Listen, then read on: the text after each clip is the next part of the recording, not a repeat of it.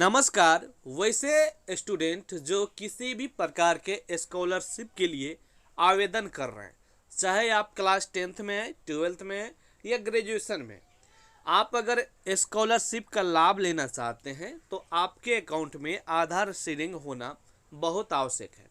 सबसे पहले हम ये समझेंगे आखिर आधार सीडिंग क्या है, क्योंकि स्टूडेंट कन्फ्यूजन में रहते हैं कि हमारा जो है आधार कार्ड से पैसा निकासी होता है मतलब आधार सीडिंग है। तो ऐसा कुछ भी नहीं है। अगर आपके अकाउंट से पैसा निकासी होता है तो ये नहीं है कि आपके अकाउंट में जो है आधार सीडिंग होगा ही। ठीक है, आखिर पता कैसे करें कि आधार सीडिंग आपके अकाउंट में है, ये भी हम आपको बताएंगे। साथ में आपके मतलब कई सारे बैंक होंगे, तो सभी बैंक से क्या आधार सीडिंग कराना होगा या, ठीक ना, तो ये भी हम आपको कन्फ्यूजन दूर करेंगे। साथ में आपके कई सारे डाउट्स होंगे।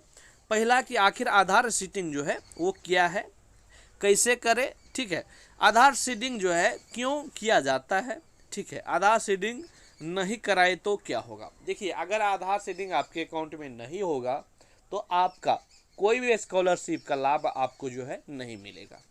ठीक है, क्योंकि अब जो है आधार सीडिंग अगर आपके अकाउंट में नहीं रहेंगे तो स्कॉलरशिप का आपको लाभ मिलेगा ही नहीं। क्योंकि कई बार देखा गया स्टूडेंट स्कॉलरशिप के लिए आवेदन कर देते हैं और उन्हें जो है पैसा नहीं मिलता है, तो यही कारण होते हैं।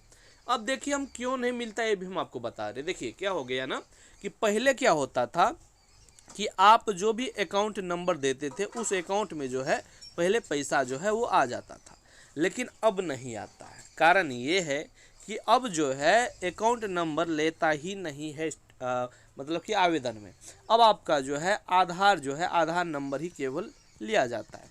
आधार नंबर इसलिए लिया जाता है क्योंकि अकाउंट से जो है सीडेड रहता है आधार, तो आधार नंबर से ही आपके अकाउंट में जो है पैसा चला जाएगा। अब क्वेश्चंस आपके मन में आएंगे कि सर ये बात बताइए, हमारा जो है 4 गो 5 गो अकाउंट है और आधार नंबर तो 1 गो है, तो ये बताइए कि हमारा पैसा किस में जाएगा। देखिए, आपका मान लीजिए कि SBI का एगो अकाउंट है, PNB का एगो अकाउंट है या कोनो एगो अकाउंट है, फिनो का एगो अकाउंट है, मान लेते हैं। ठीक है, तो अगर आपका आधार सीडिंग जो है किसी भी एक बैंक से होगा, ठीक है, मान लीजिए ये SBI से है, तो आपका जो पैसा होगा वो जो है SBI के अकाउंट में ही जाएगा, न कि PNB में या तो फिनो में। समझ गए? मतलब आपके कितने अकाउंट है ये महत्वपूर्ण नहीं है, जिस भी अकाउंट से आपका आधार सीडिंग होगा उसी अकाउंट में जो है आपके पैसा जाएंगे। ठीक है, ये बात आपको जानकारी हो गई। अब बात करते हैं आखिर आधार सीडिंग क्या है। देखिए, अगर आपका जो है आधार कार्ड से पैसा निकासी होता है तो ये आधार सीडिंग नहीं है, ये आधार लिंक होना इसे कहते हैं। ठीक है, जब आपका अकाउंट से आधार कार्ड से आप फिंगर के द्वारा ऐसे पैसा नहीं निकासी होता है तो लोग आपको बोलेंगे कि आप जाके आधार लिंक करवाइए, न कि आधार सीडिंग।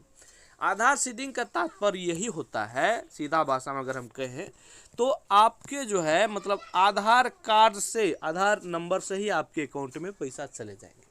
ये समझिए, मतलब आधार लिंक मतलब पैसा निकालना और आधार सीडिंग मतलब जो है आपके अकाउंट में आधार नंबर से ही पैसा जाना। ये एक मतलब कि आसान भाषा में हम आपको बताए तो समझ गए। अब बात करते हैं क्यों कराना जरूरी है, ये हम आपको बता दिए। अगर नहीं कराएंगे तो आपके अकाउंट में पैसा नहीं जाएगा।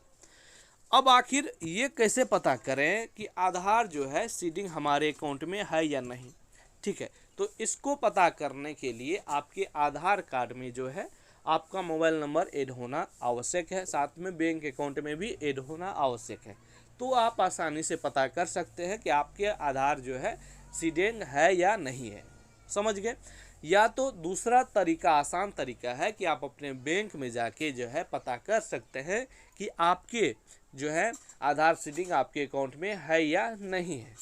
ठीक है, सबसे बढ़िया तरीका यही होता है कि आप खुद से जो है बैंक में जाइए और इसके बारे में पता कीजिए कि आखिर आपके अकाउंट में आधार सीडिंग है या नहीं है। समझ गए? आपने कभी कराया ही नहीं तो आपको तो नहीं ना होगा, तो आपको कराना ही पड़ेगा। ज़्यादातर देखा गया है कि आधार सीडिंग नहीं रहते हैं, तो इसलिए आप ज़रूर करा लें। ठीक है, और कोई भी स्कॉलरशिप का आवेदन करने से पहले ही करा लें। ठीक है, अन्यथा आपको पैसा नहीं मिलेगा। अब बात रहती है कि आखिर जो है आधार सीडिंग जो है, आधार जो है आधार सीडिंग कैसे करें, ठीक है, आधार सीडिंग जो है वो कैसे करें। तो चलिए हम आपको बताते हैं आखिर आधार सीडिंग कैसे करें। देखिए, इसका जो है कोई भी ऑनलाइन सुविधा नहीं है कि आप जो है घर बैठे जो है इसको आधार सीडिंग कर लेंगे। इसके लिए जो है आपको बैंक जाना पड़ेगा, ठीक है। बैंक में जाने के बाद क्या करना होगा वो ध्यान से देखिए। आधार सीडिंग करवाने के लिए जो है आपको बैंक जाना पड़ेगा। बैंक जाने के बाद जो है आपको वहाँ पर जो है फॉर्म लेना है, और फॉर्म लेना है क्या नाम से, आपको बोलना है कि हमको आधार सीडिंग करवाना है। क्या बोलना है, ध्यान से देखिएगा। कई बार जो है पता नहीं चल पाते उन लोगों को कि आधार सीडिंग क्या है, तो भी उनका दूसरा नाम भी होता है, हम आपको बता दें। देखिए, सबसे पहले आपको बोलना है कि आधार सीडिंग कराना है, ठीक है, आधार सीडिंग कराना है। अगर वो समझ गए तो आपको तुरंत फाइल दे देंगे, ठीक है, आप अपना भर लेना।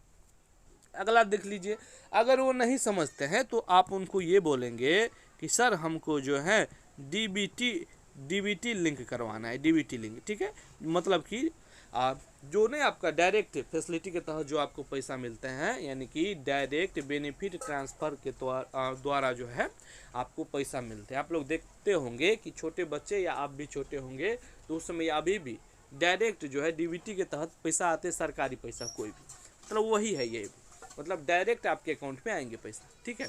अगला इसी का जो नाम है, अगर ये भी नाम नहीं समझे तो इसी का नाम जो है वो है NPCI मैपिंग, ठीक है, NPCI मैपिंग इसी का नाम है। अगर आप बोलेंगे तो आपको तुरंत ये 3 नाम अगर बोलेंगे तो वो समझ जाएंगे और आपको फाइल दे देंगे, यानी फॉर्म दे देंगे। उस फॉर्म को आपको भर के जमा कर देना है, ठीक है। और फिर वो बोल देंगे कि आपको जो है 5 से 7 दिनों में जो है आपका जो है आधार सीडिंग हो जाएगा, या तुरंत ही हो सकता है, ठीक है। तो वो जो भी बोलेंगे आप उनका इंतज़ार करिएगा। वैसे 5 से 7 दिनों के अंदर में आपका बैंक जो है आपके अकाउंट से आधार सीडिंग हो जाते हैं, ठीक है। तो ये प्रक्रिया है टोटल कि आपको कैसे करना है। इस वीडियो के अंदर हम आपको संपूर्ण जानकारी बताए हैं। फिर भी आपके मन में किसी भी प्रकार का डाउट्स हो, कन्फ्यूजन हो तो आप कमेंट्स करके पूछ सकते हैं। चैनल से जुड़े रहिए, हर एक अपडेट जो है आपको इसी प्रकार से बताया जाएगा। धन्यवाद, मिलते हैं अगले वीडियो में।